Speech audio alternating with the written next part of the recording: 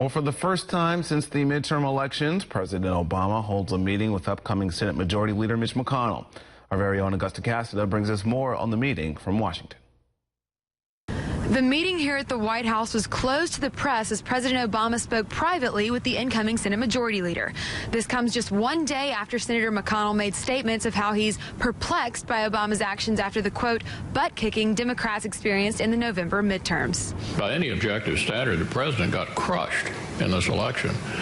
So I've been perplexed by the reaction since the election, a sort of in-your-face, dramatic move to the left. So I don't know what we can expect. The newly re-elected Kentucky Republican has stated that he doesn't have a problem negotiating with the other side, but notes that there are deep philosophical differences between the parties, and has given the president little praise for his recent moves at the Asia-Pacific Summit and his executive action on immigration here at home. Although McConnell won't become majority leader of the upper chamber until January, he's already taking the initiative to reach out to moderate Democrats in the Senate, a sign that bipartisan cooperation may just happen in the new year. On Wednesday, White House Press Secretary Josh Earnest sidestepped questions relating to the future of continued weekly meetings with the Republican Majority Leader, but asserted that President Obama is also optimistic for compromise. We're pleased that people like Leader McConnell have indicated that we're going to have our disagreements on some things, but we shouldn't allow that to interfere with our ability to try to find common ground on some other things.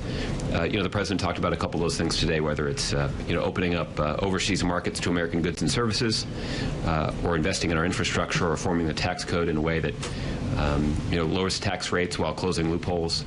There are a lot of things out there. Wednesday's Oval Office meeting between the two leaders focused heavily on legislative priorities that the country faces over the next 2 years.